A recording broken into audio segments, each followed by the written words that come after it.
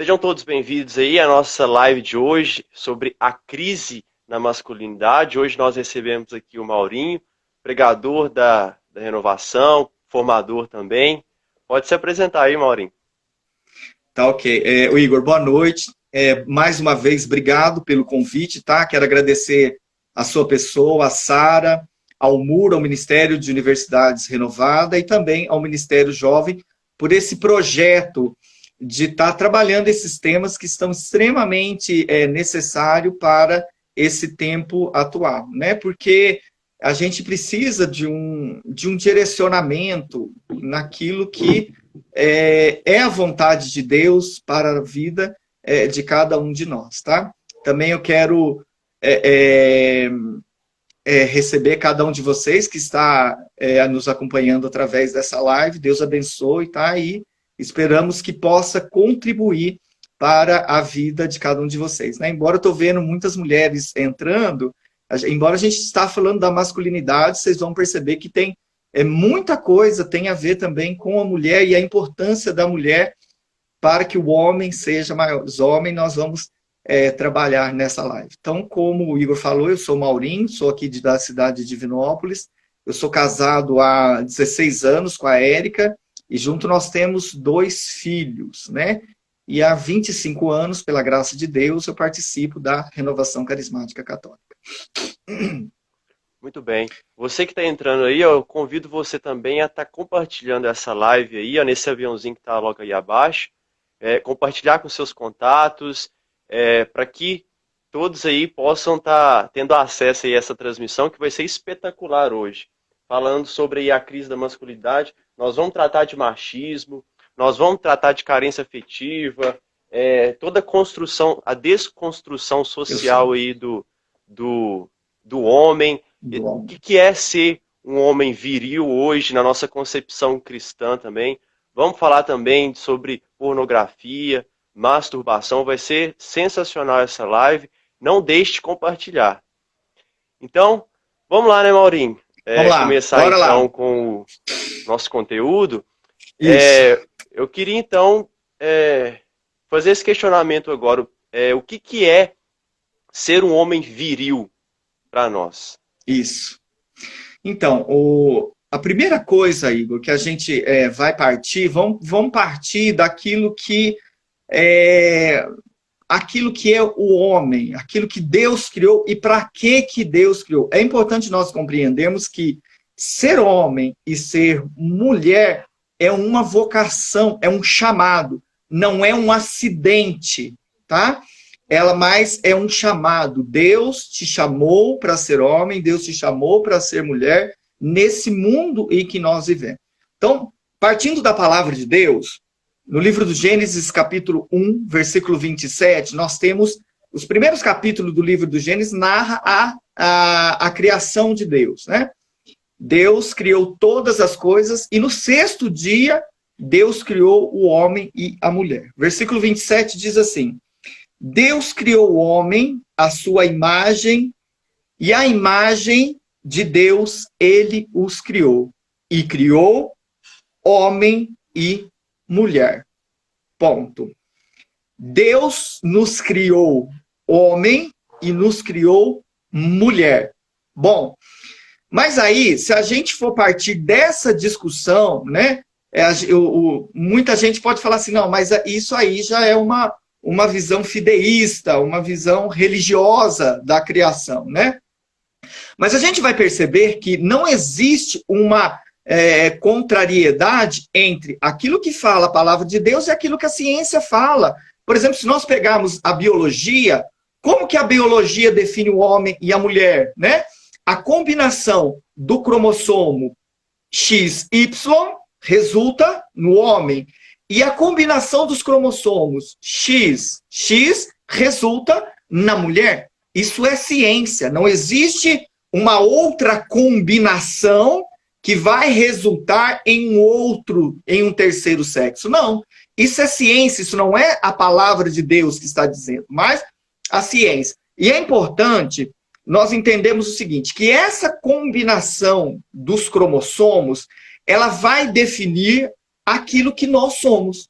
Por exemplo, dentro desses cromossomos está toda a carga genética que vai definir o homem para ser homem, tanto nos seus hormônios, que vai atuar na sua masculinidade, na sua estrutura física, na sua estrutura emocional, na sua estrutura afetiva. Ou seja, o homem, ele será construído a partir dessa combinação. Para quê? Para que ele seja homem. Assim como a construção, essa combinação genética da mulher resultará no ser mulher, né? Então, isso quem está dizendo? É a igreja que está dizendo? Não, isso é a ciência que diz para nós. Então, negar um fato científico é a gente, só se nós tivéssemos uma outra concepção, que não existe, não existe. Essa é aquilo que a ciência diz. O homem nasceu para ser homem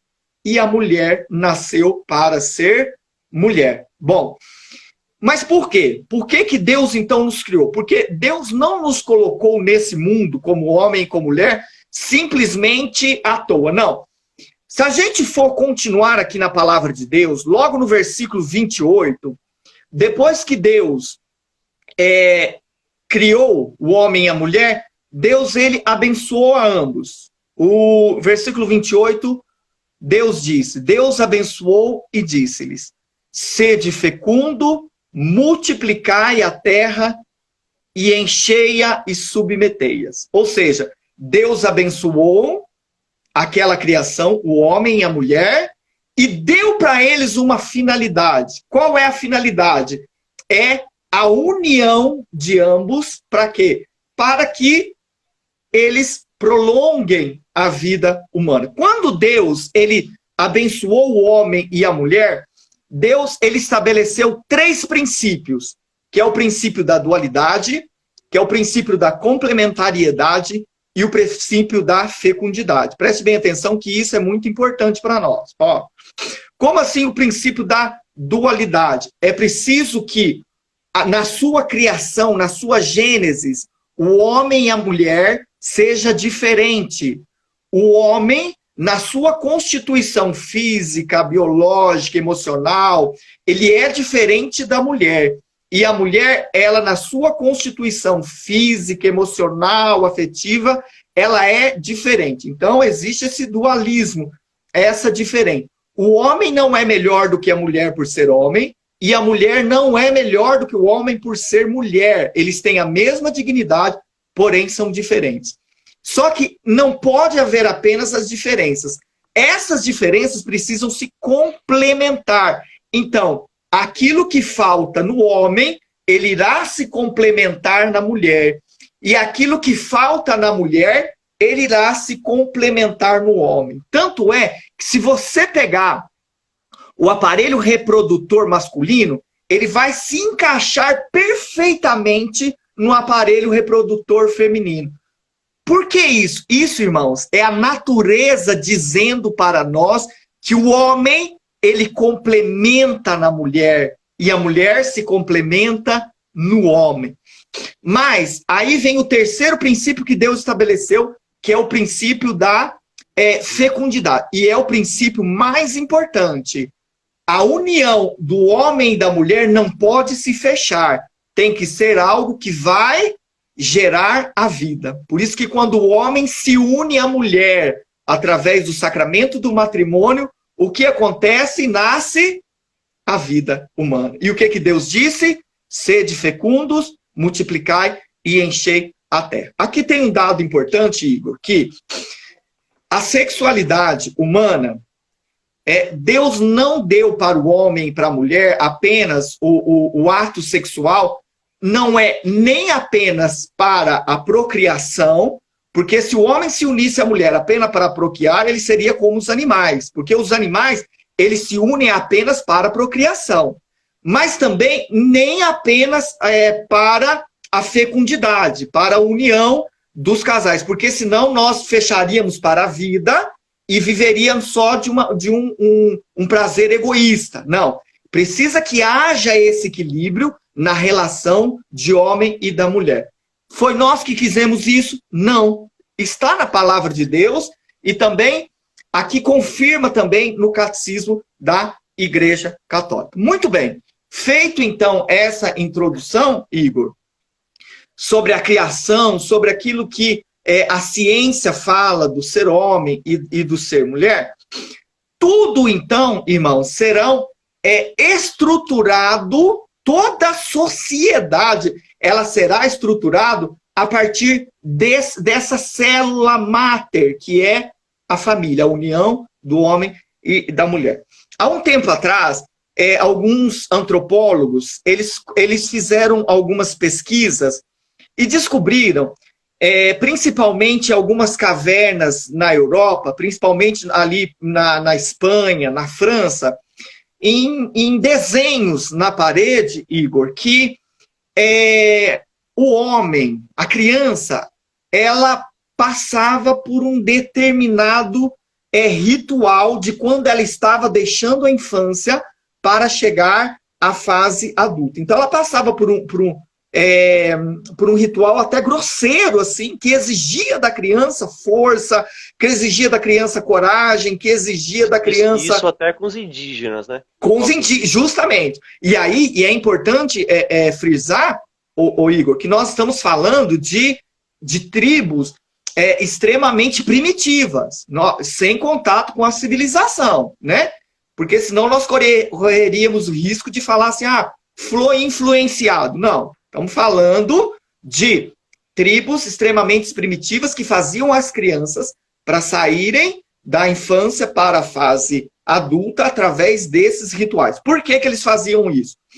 Porque nessas tribos, o homem, ele era responsável por prover a sua tribo. Ou seja, não se tinha supermercado na época, você não saía para comprar o que você precisava, você tinha que caçar. E caçar é você entrar na floresta, enfrentar os perigos da floresta, matar, você tem que matar o seu alimento, senão você vai morrer de fome. Então, eles preparavam as crianças para serem guerreiros, para lutar, para enfrentar o perigo. E, ao mesmo tempo, eles preparavam as crianças também para quê? Para proteger, né, a sua tribo. Porque se uma tribo inimiga viesse atacar, você tinha ali guerreiros, fortes guerreiros, que estavam prontos para quê? Para lutar e defender a sua tribo, né? Então, aqui tem algo importante, Igor, que quer dizer o seguinte: como que era, então, estruturado essa pequena sociedade ali? O homem, ele, então, tinha a responsabilidade de proteger a sua família, prover, ele caçava, matava e trazia para o alimento, e liderar. Então, isso, preste bem atenção, isso não está contrário à natureza do homem. Você percebe que os hormônios que Deus nos deu foi hormônio para ser forte, né? Para ser viril, para ver essa coragem, para ver essa disposição, para ver esse sacrifício, para ver essa luta. Então, isso está no homem, né? Isso é próprio da natureza humana. Ao contrário, a mulher, o que acontecia? Como ela era que dava a luz, a mulher que amamentava a criança, porque o homem não tem a glândula mamária, quem tem é a mulher. Então ela deu a luz, ela tem que cuidar. Então ela ficava em casa, né? Em casa, entre aspas, né? Mas ela ficava num determinado local fixo, cuidando da sua prole. Bom, então nós percebemos que o quê? As características naturais do homem e da mulher, então, foram formando a sociedade, tá? E isso, assim, a partir do quê? A partir daquilo que está na natureza humana, daquilo que Deus colocou no homem e daquilo que Deus colocou na mulher. Então, a partir dessas características naturais, então, toda a sociedade humana, ela foi, então, se desenvolvendo, ela foi se constituindo, ela foi se estruturando, né? Tanto é que, por exemplo, se você pega hoje em dia, um exemplo, a construção civil, A construção civil é um lugar onde há uma maioria predominantemente de homens. Por quê? Porque exige força física, né? Assim como, por exemplo, se você pegar a enfermagem, é um lugar onde predominantemente tem mulheres. Por quê? Porque exige cuidado. Alguém está proibindo de alguém estar nesse determinado lugar? Não. Mas a natureza, ela tende a ser na sociedade aquilo que ela vive, aquilo que Deus constituiu para que ela fosse. Muito bem. Vamos avançar um pouco aí na história. E o interessante é que até o ato do homem que faz o sacrifício entra aí, porque o homem ele precisa de sair, igual você falou, nas tribos indígenas, nas mais primitivas também, ele precisa sair da sua zona de conforto e buscar enfrentar desafios para que esse desafio torne ele homem mesmo. É aí que entra até aquela expressão que você precisa ser homem. Não é uma expressão assim machista, mas com essa conotação de que o homem ele tem que fazer sacrifício. Justamente. A natureza humana do homem, ela foi feita para isso, né? Para a luta, para a coragem, para a batalha. Eles têm que estar prontos para... E isso que vai cada vez mais confirmando a sua identidade. Ou seja, aquilo que realmente ele é chamado a ser. E aí, bom... Então, isso foi uma questão muito bem definida ao longo de todos os séculos. Só que aqui, o que acontece? Nós chegamos, quando a gente chega ali no final do século XVIII, início do século XIX, nós temos uma mudança nessa constituição da sociedade, com a Revolução Industrial. Até a Revolução Industrial, o que acontece? Tudo era feito manualmente, né? As famílias produziam, né, tudo na sua casa ou ali num raio, ali, tudo muito próximo. Mas a partir da Revolução Industrial, a família começa a sair do seu lar e precisa trabalhar. Aí o homem precisa deixar a sua casa para ir trabalhar e começa a mulher também deixar e ir trabalhar com o homem. Só que, num primeiro momento, o que seria um benefício, começou-se a surgir a partir daí alguns movimentos. Algumas determinadas mulheres começaram a questionar o seguinte: bom, nós estamos trabalhando como os homens trabalham. Porém, nós estamos em desvantagens porque os homens têm determinados benefícios que nós não temos. E nós precisamos nos unir para lutar para que nós tenhamos esses mesmos benefícios. E aí, nós temos aquilo que nós chamamos a primeira onda feminista, que são as sufragistas, que surgiram na Inglaterra. O que as sufragistas queriam? Elas queriam que a mulher tivesse os mesmos direitos que os homens. Que elas tivessem o direito de votar, que elas tivessem também um papel mais atuante na sociedade. Bom, aqui a nossa discussão não vai girar em torno disso, tá? Mas eu tenho que passar por isso para a gente chegar aonde nós queremos. Mas é importante a gente chamar a atenção o seguinte: nesse primeiro momento, aquilo que as mulheres reivindicavam eram coisas justas? Sim ou não? Claro que eram justas, né? O direito de ter um papel mais atuante na sociedade, o direito de ter direitos iguais do homem, eram justos.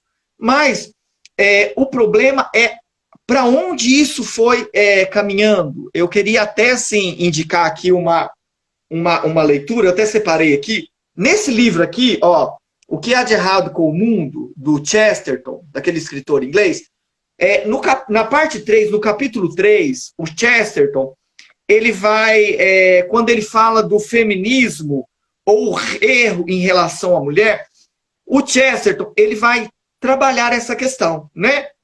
sobre os pontos positivos e também os pontos negativos que já essa primeira onda do feminismo gerou na sociedade. Porque ele vivenciou esse período das sufragistas e ele narra. Então, se alguém quiser aprofundar mais sobre essa temática, né?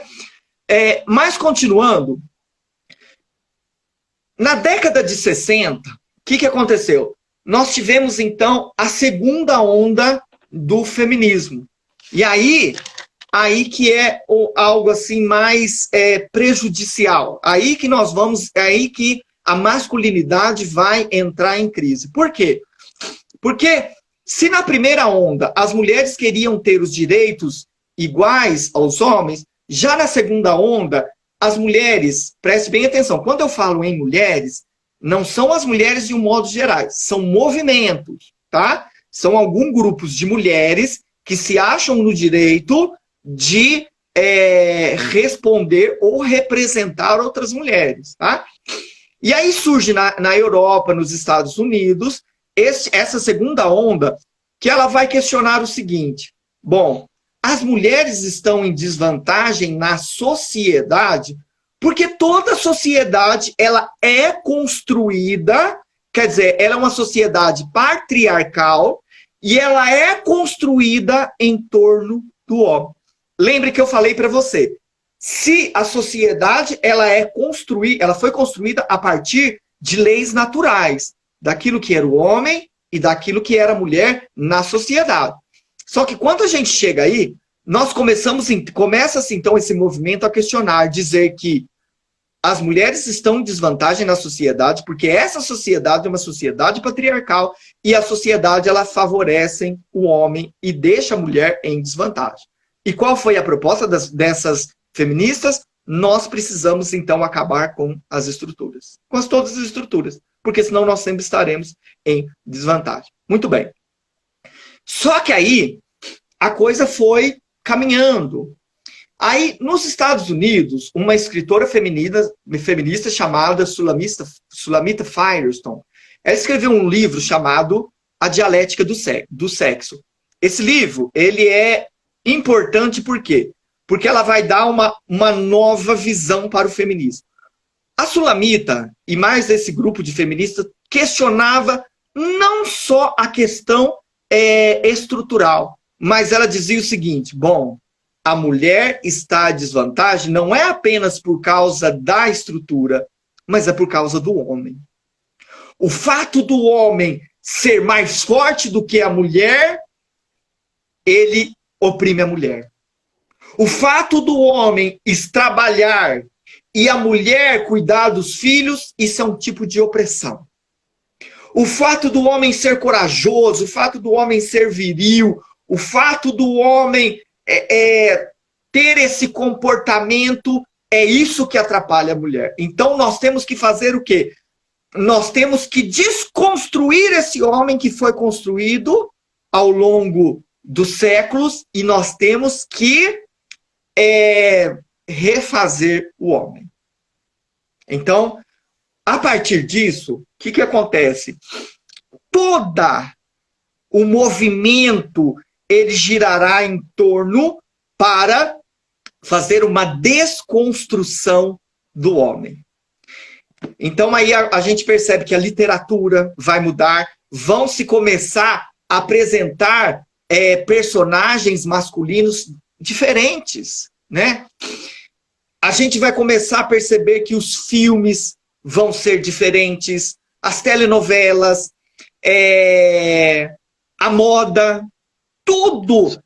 Surge a figura do metrosexual também. Do metrosexual, isso. Então vai fazendo o quê? Vai fazendo uma desconstrução. Para quê? Porque elas querem o quê? Afeminar o homem.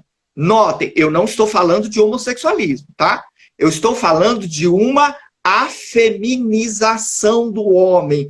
O homem deixar as suas características natural de ser homem, aquele de proteger, de prover e de liderar, para começar a se readaptar a esse novo modelo que é proposto através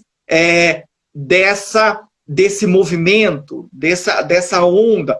Gente, eu volto a dizer, não são as mulheres, mas são ideologias, são movimentos que foram tentando ao longo dos anos e continuamente, sistematicamente, tentando desconstruir o homem. Se na década de 60 se dizia o homem não chora, quando nós chegamos hoje nos tempos atual, se você chega para um homem e fala que ele é feio, no outro dia ele está no consultório, está sentado na cadeira do psicólogo tentando se tratar, porque ele é fraco emocionalmente. Se na década de 60, quando você chamava alguém de gordo, ele já saía na mão com você, porque ele se impunha, ele se defendia, se você chama hoje alguém de gordo, no outro dia ele está sentado na cadeira do nutricionista tentando reverter a sua imagem. Por quê? Porque nós estamos vivendo num mundo em que o homem foi desconstruindo, ele vive uma hipersensibilidade, que qualquer coisa o ofende, que qualquer coisa desestrutura emocionalmente. Aquele homem forte, que tinha que lutar, que tinha que prover, ele foi sendo substituído por um homem fraco, por um homem egoísta e por um homem sem uma identidade. Muito bem, gente. Todo o extremo, ele cria extremo. Se há o extremo no feminismo, criou-se o extremo no homem, né? Aí nós entramos com o machismo. O machismo não é ser homem. O machismo foi uma reação frente a todo esse movimento. O homem querendo se impor, o homem querendo se afirmar, ele então reagiu dessa maneira. Então, o homem que é para proteger a mulher, o que ele está fazendo? Ele está agredindo a mulher, né? O homem que era para prover, para cuidar da sua família, para cuidar dos seus filhos, para cuidar da sua esposa, o que ele faz? Ele é um irresponsável. Tanto é que nós temos hoje um número grande de crianças que nascem e não têm o nome do pai no seu registro de nascimento, porque o homem não quis ser responsável por aquilo por aquele que ele gerou. Então, aí nós temos assim, eu vou parar por enquanto nessa segunda onda, depois nós teríamos a terceira onda, que aí entra os movimentos LGBT, a ideologia de gênero, mas vamos parar a nossa discussão aqui agora, Igor, para a gente trabalhar toda essa questão, essas questões que nós fomos levantando, para que como então nós vamos fazer esse resgate da masculinidade? Como então, vivendo toda essa mudança de valores, essa mudança na identidade do homem, né? O homem que ao longo dos anos foi perdendo a sua identidade. Então, como que nós iremos fazer esse resgate? Tem aqui uma palavra na carta de São Paulo, que São Paulo fala assim, capítulo 5, versículos 25. Maridos, amai as vossas mulheres como Cristo amou e se entregou por ela. Aqui, gente, tem para nós algo assim fundamental de quem deve ser o homem e como deve ser o homem. O modelo de homem ideal. O nosso referencial de homem é Jesus, que é o protótipo, que é o modelo ideal de homem. E Paulo fala para os homens: marido, amai as vossas mulheres como Cristo amou a sua igreja. Como que Cristo amou a sua igreja? Mandando flores para ela? Mandando cartões? Não. Cristo amou a sua igreja dando a vida por ela. Primeira coisa que eu quero dizer para vocês, homens que estão me assistindo, que estão me vendo o Igor, essa é a nossa vocação. A nossa vocação é uma vocação para o sacrifício. A nossa vocação é a vocação para dar a vida. Para dar a vida. Nós somos chamados por Deus para doar a nossa vida como Cristo amou a sua igreja. Aqui está a nossa vocação. Quando eu disse para vocês, um homem, ele só verdadeiramente será um homem quando ele tiver do seu lado uma mulher que verdadeiramente seja mulher. E da mesma forma, a mulher só será verdadeiramente uma mulher quando tiver verdadeiramente do seu lado um homem. E ainda pegando essa palavra, Igor, eu vejo muitos, às vezes, quando tem essa palavra na liturgia, ou quando eu vejo alguns pregadores pregar sobre ela, eles têm um certo receio de pregar sobre ela, porque depois Paulo fala da submissão. Mulheres, sejam submissas aos vossos maridos. Aí, por causa desse politicamente correto, fica tentando sair pelas tangentes. Mas é isso que Paulo quis dizer. Mas entenda uma coisa, gente. Nenhuma mulher, ela tem medo de... Ela não terá medo de se submeter a um homem se um homem amá-la. Assim como Paulo descreveu, maridos, amai a vossas mulheres como Cristo amou a vossa igreja. Ou seja, doou a vida para ela. Se uma mulher se sente amada pelo homem, e se o homem é capaz de dar a vida por ela, e quando eu falo dar a vida, gente, não pode deixar que eu morro no seu lugar. Não, é o sacrifício dos dia a dia. É a mulher se sentir segura ao lado do homem, e o homem passar essa segurança para a mulher, porque esse é o nosso chamado. Nosso chamado é protegê-la e dar a vida por ela. Então, não haverá... Não só financeiramente também. Não só financeiramente, justamente, Igor. Nenhuma mulher terá dificuldade da submissão quando ela se sente amada. Agora, uma mulher terá dificuldade na medida em que o homem é um irresponsável e não passa essa segurança para ela. Né?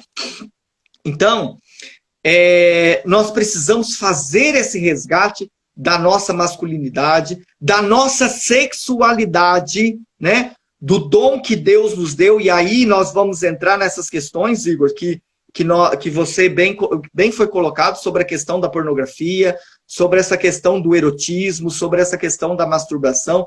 Isso já é o quê? Isso já é uma desvirtuação do ser homem. Um homem não é mais homem, não se mede um homem pela quantidade de mulheres que ele se relaciona. Não, isso mostra um certo egoísmo, isso mostra um certo desequilíbrio. Um homem se mostra verdadeiramente homem na medida em que ele se compromete, que há um compromisso de amor, que há um vínculo de amor, que há uma entrega incondicional. Isso verdadeiramente se faz um homem. Então, toda essa desvirtuação da sexualidade humana, por exemplo, a pornografia, hoje, assim, nós vivemos uma sociedade extremamente erótica, e a facilidade de se ter acesso a conteúdos eróticos é muito grande, né? Qualquer pessoa hoje tem um telefone celular que acessa uma quantidade de coisas extremamente ofensiva à natureza do homem. E qual é o problema da pornografia? O que a pornografia vai fazer no homem? Ele vai desvirtuando a sexualidade, ela vai erotizando, ela vai fazendo com que o homem ele chega num estágio animalesco, ele perde, por exemplo, ele não entende mais a mulher como a sua companheira, como a pessoa que Deus colocou ao seu lado para junto viver um relacionamento fecundo, no amor, na entrega, não. Mas ele enxerga a mulher apenas como um objeto, né? Alguém que o gera prazer, vive um relacionamento extremamente egoísta.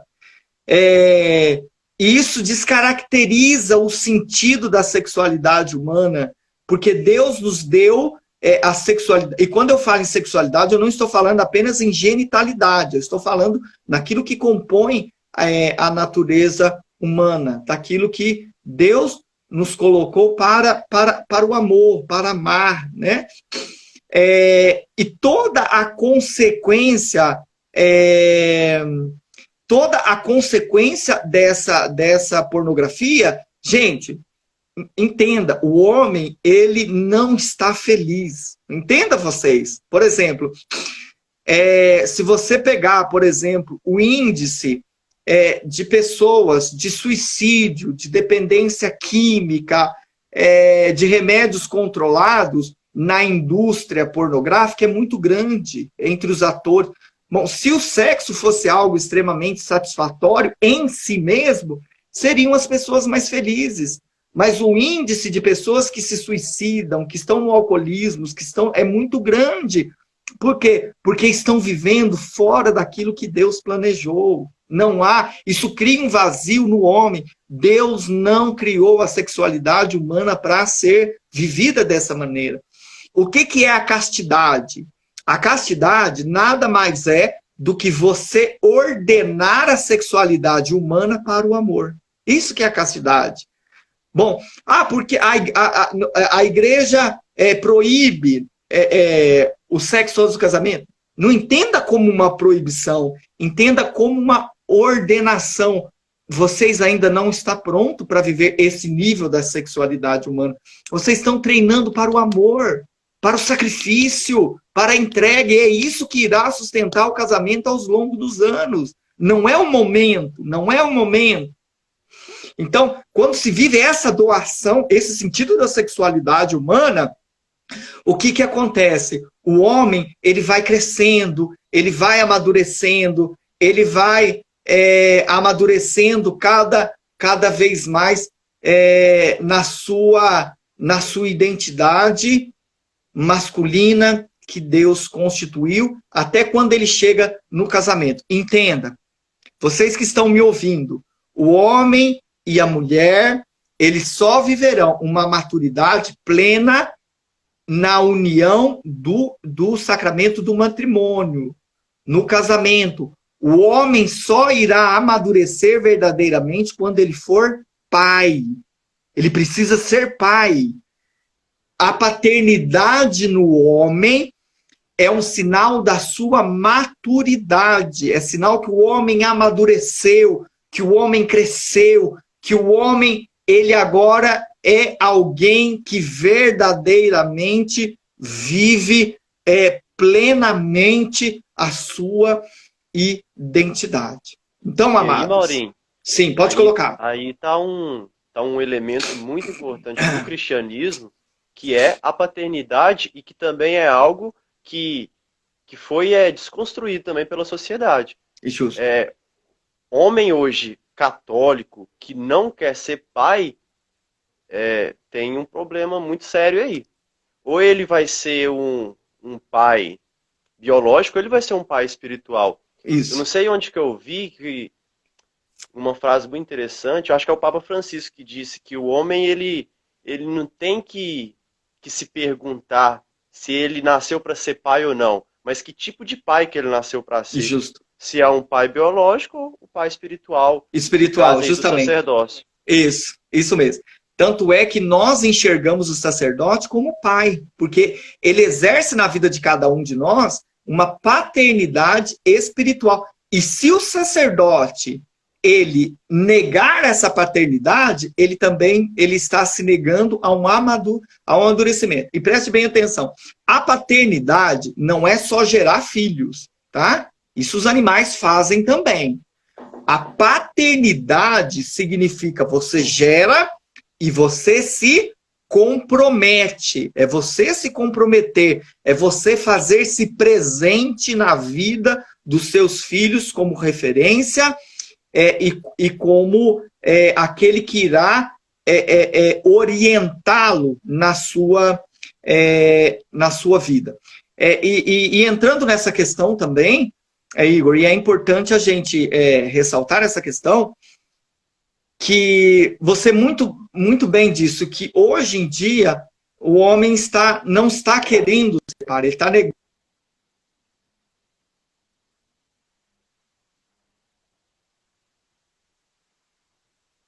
daquilo que você nasceu para ser, que Deus te chamou a ser, porque o homem ele terá esse papel fundamental na educação dos filhos. Olhe, preste bem atenção.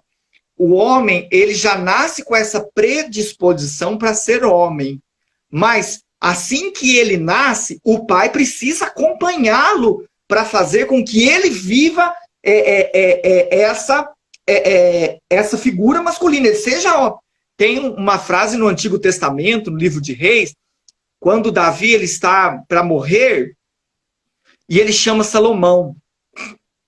E Davi vai deixar o seu reinado e passará para Salomão. E o que Davi fala para Salomão? Né? É algo assim, uma frase do Antigo Testamento que fecha. Porta-te como um homem. Porta-te como um homem. Ou seja, não, você tem que ser um homem de oração, você tem que ser uma pessoa entregue a Deus. Ele poderia ter falado muita coisa. Mas o que Davi disse? Porta-te como um homem. Seja verdadeiramente aquilo que você precisa ser. Tenha essa responsabilidade. Então, hoje o que acontece? Infelizmente, quando o pai ele abre mão da paternidade, a gente tem um número muito grande de crianças que ele é só cuidado com a mãe, não tem aquela referência masculina. Quando a criança cresce, quando ela casa e ela tem seus filhos, ela não sabe o que faz. O adulto não sabe o que faz porque ela não teve uma referência de pai na sua infância. Então ela não sabe ser pai. E aqui eu queria chamar a atenção para vocês também que encontre na figura de São José uma referência de pai. Por quê? Porque São José, ele foi pai, São José foi esposo e São José foi profissional. Tenta fazer eu já estou adiantando aqui, né? Mas quando eu for falar sobre esse resgate da masculinidade, nós precisamos, homens, todos os homens, a devoção a São José precisa ser fundamental na vida de cada um de nós. Você pode ter seu santo de devoção, né?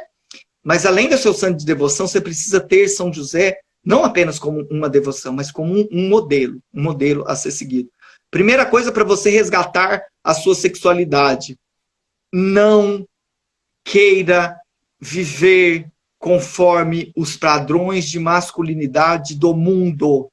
Se você segue algum artista, se você segue cantor, se você segue alguma dessas figuras públicas, deixa de seguir.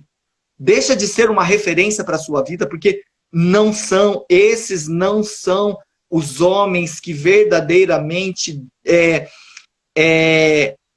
os homens chamados por Deus a ser homem na sociedade. Outra coisa, nós não temos que brigar com esses movimentos feministas, não. A melhor maneira de você lidar com essa situação é você sendo homem, é você sendo verdadeiramente aquilo que Deus chamou você a ser.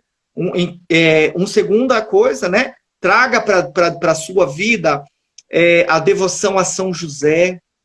Entenda quem foi São José, a importância de São José. São José foi um pai para Jesus.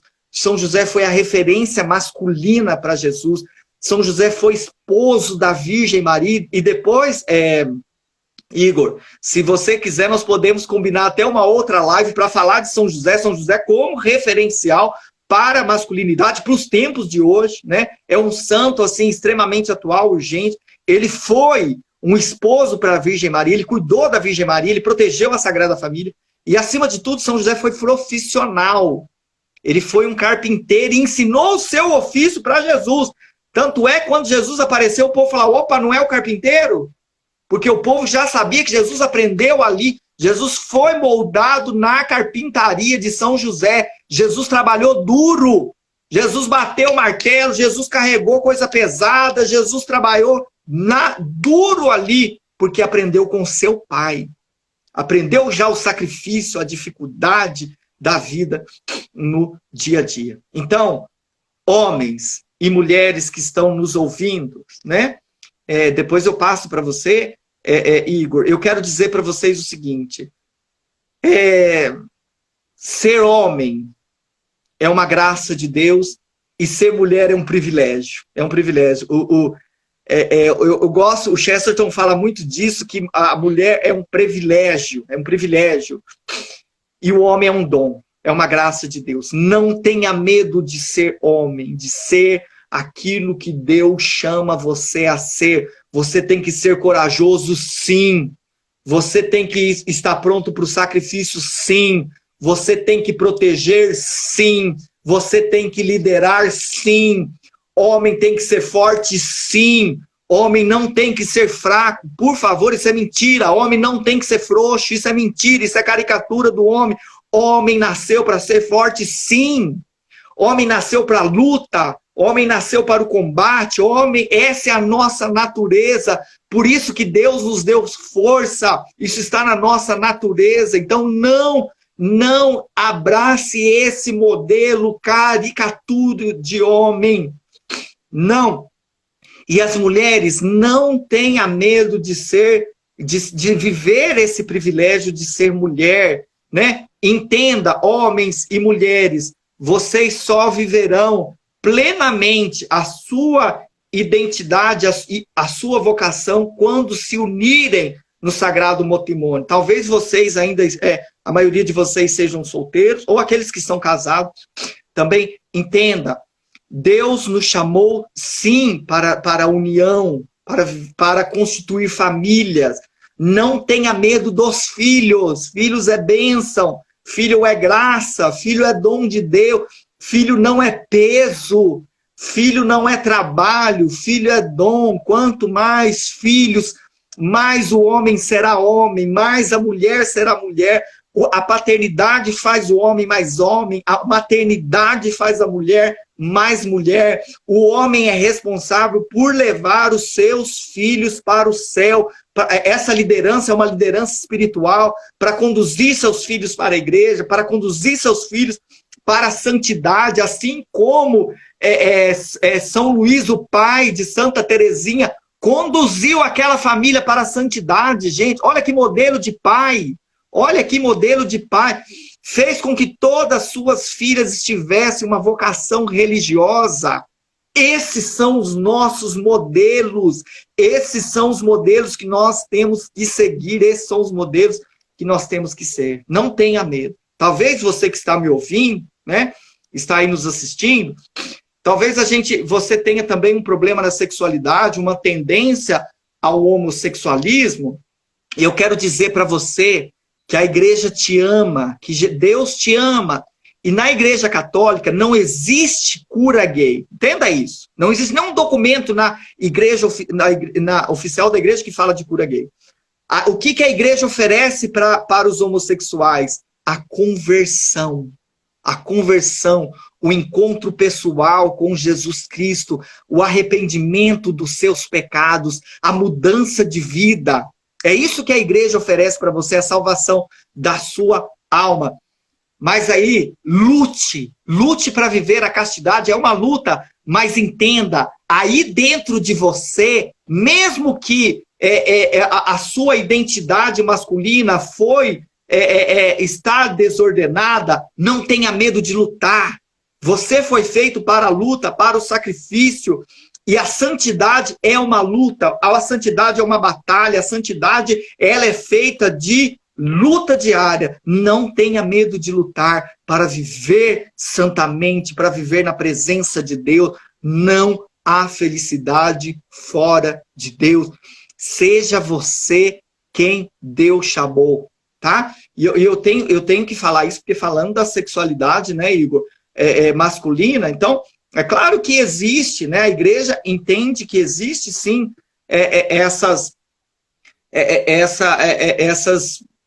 conflitos na identidade de cada um. Mas saiba que nós precisamos enxergar a nossa identidade à luz de Deus. Igor. Exatamente. E aqui, Maurinho, Sim. nós já estamos encerrando, mas só voltar rapidinho Pode? para a questão da pornografia e da masturbação, que eu Sim, acho que é algo sim. muito sério, Ah, sim. Sério. principalmente para os homens, também mulheres, mas principalmente para os homens, porque em 2018, eu participei do Retiro Fogo do Céu, Jovens em Renovação da Fraternidade Fogo do Céu, e lá eu tive Sim. contato com o Elder, e ele me passou um artigo muito bacana de um estudo que foi feito nos Estados Unidos, baseado na palestra e no estudo de eu não sei se é neurocientista, mas chamado Gary Wilson, que foi uma pessoa que tratou desse tema mais a fundo, e que fez um estudo com pessoas viciadas mesmo Sim. na pornografia e na masturbação. E nesse artigo, eu vou até deixar o link depois aqui nos Ótimo. comentários. Nesse artigo, ele fala como que o tema da pornografia, da masturbação, ele é tratado, mas eles não colocam como parar, eles não dão meios de como parar, só fala sobre o tema. E lá, nesse estudo, o Gary Wilson ele propôs um método para ajudar as pessoas que se encontravam nesse vício. E é muito interessante porque lá tem muitos relatos das pessoas que participaram desse estudo, e assim, a gente fica chocado mesmo com as coisas que a gente vê, como que a pessoa foi se viciando, as horas Isso. que elas passavam vendo pornografia e o que aquilo gerou na vida dela, as consequências que gerou na vida dela, são coisas assim, assustadoras mesmo. Justamente. E aí Aquilo que ele, parece. sim, Pode e ir. aí ele explicou o funcionamento do cérebro, como que a gente vai enchendo de estímulo e como que a pessoa, ao assistir os vídeos, ela vai só aumentando essa carga aí de dopamina no cérebro e vai é, querendo mais adrenalina, querendo vídeos mais chocantes, ela passa a não se contentar mais com aqueles que ela costumava assistir. É Isso. aí que começa os casos de zoofilia, do sexo com animais, casos de prostituição, querer ver sexo com criança, inclusive, e também questão de pessoas de uma orientação sexual vendo vídeo de uma orientação sexual oposta, e como que aquilo saiu da tela e a pessoa acabou levando aquilo para a vida real dela. Para a vida real. E É isso mesmo. além disso, houve várias outras consequências lá, a questão da pessoa mais não sentir o prazer com o parceiro, de desânimo, depressão, tudo isso que, segundo o estudo, foi causado graças ao início nesse vício. E o interessante é que o artigo ele traz um método de como parar. Ele traz lá passo a passo o que a pessoa pode fazer, baseado na pesquisa que eles fizeram com os que estavam viciados e que gerou Isso. resultados. Pessoas que tiveram uma abstinência, porque o estudo ele propõe isso, a pessoa ela precisa de um tempo de abstinência. E mesmo se cair, que volte de novo, mas precisa de um tempo, e pessoas a partir de 20 dias, mas de boa, elas já viram um resultado satisfatório na vida delas. Mas o ideal mesmo é 90 dias de abstinência, e aí a pessoa ela vai conseguindo se controlar mais. E o artigo ele não trata de nenhum de nenhuma conotação religiosa, mas ele diz também que pessoas que são religiosas, que elas a oração mesmo, se ela tem uma Isso. devoção, a oração também é É uma coisa determinante. que ela pode usar ali naquele método, e também sempre buscar procurar substituir as suas fontes de estímulos de dopamina com outras coisas, atividades Isso. físicas, Física, justamente. não ficar mexendo no celular quando não tem nada para fazer, no computador, mesma coisa.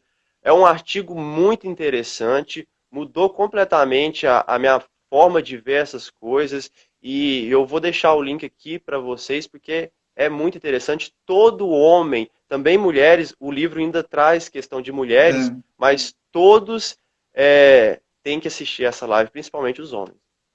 Assistir não, ter acesso Ter a esse acesso. livro. É. E o mais importante, Igor, é que tem solução, né?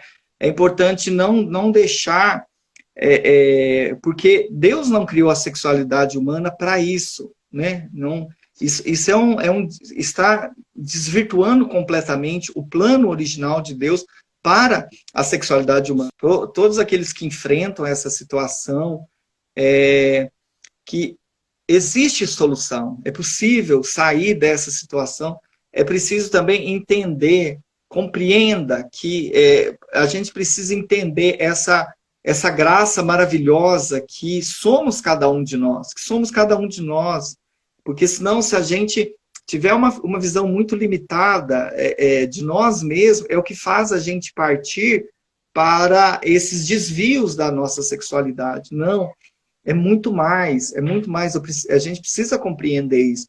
E mesmo as pessoas que enfrentam essa situação da pornografia, da masturbação, é possível, é o esforço humano aliado à graça de Deus, né? Foi muito bem esse artigo que o Igor está apresentando para nós. Se você puder, leia, estude, e é algo científico, né? Agora pensa bem, você ter, além do instrumento científico, a graça de Deus, essa graça de Deus, que a graça ela sempre virá em socorro da natureza humana fragilizada pelo pecado. Só mais uma coisa, Maurinho, que eu acho interessante Sim. falar também, que é importante que nós, como homens cristãos católicos, nós tenhamos esse comportamento também no nosso vestuário, na forma da gente se vestir, porque isso foi também muito quebrado nos tempos atuais. De hoje, o homem ele é muito caracterizado como aquele molecão, aquele solteirão Isso. que anda de qualquer jeito também, que fica numa academia, que aí entra também o metrosexualismo, no caso, Isso. de querer se exibir, de trazer para si aquela coisa mais da mulher, de ser de ter algo sedutor ali. Ser desejado. Exatamente. É. É isso.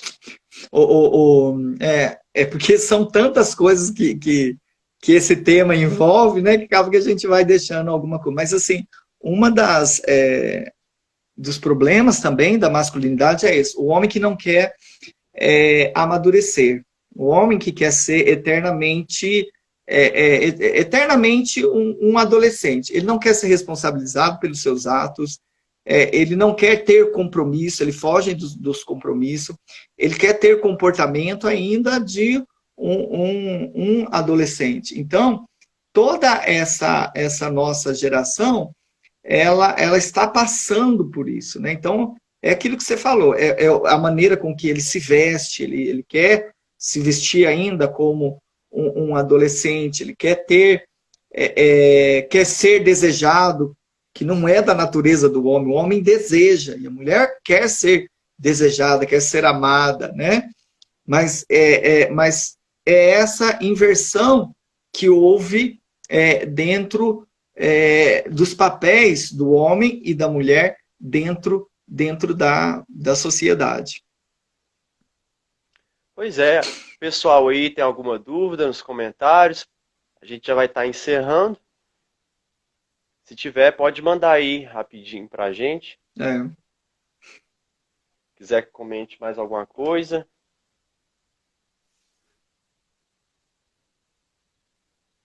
Acho que só, né? É. Então, é que tenhamos isso em mente, né, Maurinho? Sim, Essa questão de ser esse diferencial hoje na nossa sociedade, como que as pessoas possam enxergar a gente, que a gente é um homem cristão, um homem viril, diferente Justo, do que exatamente. E isso não quer dizer que é ser um homem machista, que, como já justo, foi colocado aqui, é totalmente diferente, né? justo. É, é um homem viril, justo, fiel, na aquele modelo Isso, mesmo, ter São José mesmo como o nosso modelo. justamente. As considerações finais, eu quero justamente falar sobre isso. Só Quando a uma gente coisinha fala tinha uma pessoa que só tinha perguntado o que, que você define como sexualidade. sexualidade, é tudo É, aquilo que define o homem como homem e aquilo e a mulher como mulher. Aquilo que você enxerga na mulher e você vê aquelas características, né? A sua estrutura física, a sua estrutura, o seu jeito emocional, o corpo da mulher, a maneira dela, sim, que é diferente do homem. Então, isso é o que nos essa diferenciação.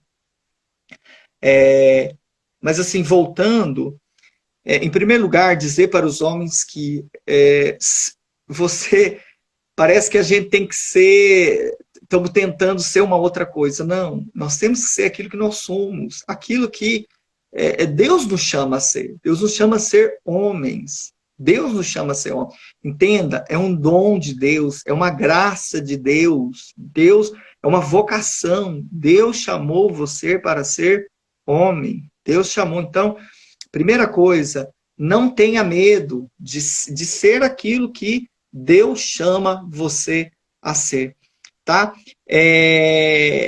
Não podemos aceitar todo estereótipos, né, de homem. Não é ser machista igual ele falou, igual o Igor falou, né? Mas o ser homem é justamente isso: é você amar, é você proteger, é você cuidar, é você se fazer presente, é você ser fiel, né? Principalmente nas questões que se refere à questão de casa, né? A mulher, lugar da mulher a cozinha, não, a mulher do homem e da mulher, que precisa ter uma cooperação, precisa ter ali uma cumplicidade entre os dois. Isso é algo maravilhoso que faz parte da nossa natureza. Então, eu digo mais uma vez, não tenha medo de ter essa devoção, olhar para São José como seu modelo, como seu referencial de homem. Esse é o verdadeiro homem que nós devemos seguir. Esse é o nosso referencial de esposo. Esse é o nosso referencial de profissional. Esse é o nosso referencial. Traga ele para junto de você, tenha a sua devoção com ele, seu amor por ele, e você vai perceber que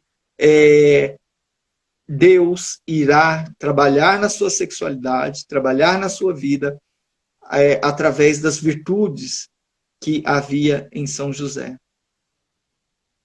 exatamente. Muito obrigado, Maurinho. Eu Deus que te agradeço o abençoe, viu? convite. Obrigado a todos que tiveram conosco, né? Ainda se ficar mais alguma dúvida, né? Porque assim é um tema assim que tem muita coisa para se trabalhar, né, Igor? Tem muita coisa que às vezes Sim, passa despercebido, demais. nós esquecemos, né? Mas se tiver alguma dúvida, pode me chamar, pode chamar você e a gente está disposto a trabalhar melhor sobre isso. Beleza. Muito obrigado aí Beleza? você que esteve conosco participando. Obrigado aí ao Ministério Jovem, ao Ministério Universidades Renovadas, por propor esse tema também que é importantíssimo para ser tratado e que é muito pouco tratado. Tratado. Mais alguma coisa, Maurinho? Não, só isso. No mais, gente, Deus abençoe a todos. Eu agradeço mais uma vez a você, Igor, agradeço a Sara, agradeço o Ministério de Universidade Renovada e ao Ministério Jovem por essa proposta, por esse projeto. Não tenham medo, gente, não tenham medo de fazer esse tipo de trabalho, de fazer essa divulgação, nós precisamos. Nós vivemos uma geração em que os jovens estão perdidos, que os jovens está perdendo a sua identidade, ele não sabe quem ele é. Então precisamos fazer esse resgate. Mas não resgatar de qualquer maneira, mas resgatar a luz daquilo que nos ensina a palavra de Deus. Amém? Deus E abençoe a detalhe, todos. E Sim. detalhe, ser homem viril, cristão, católico também não é ser porco, não, né? É uma coisa que eu Isso, costumo falar justamente. muito também, pelo É amor de isso mesmo. Deus. É, não tem nada a ver uma coisa com a outra. Amém. Obrigadão, Maurinho, Deus Nada, abençoe, eu que obrigado a agradeço. todos pela Amém. presença. Tchau, tchau, até mais.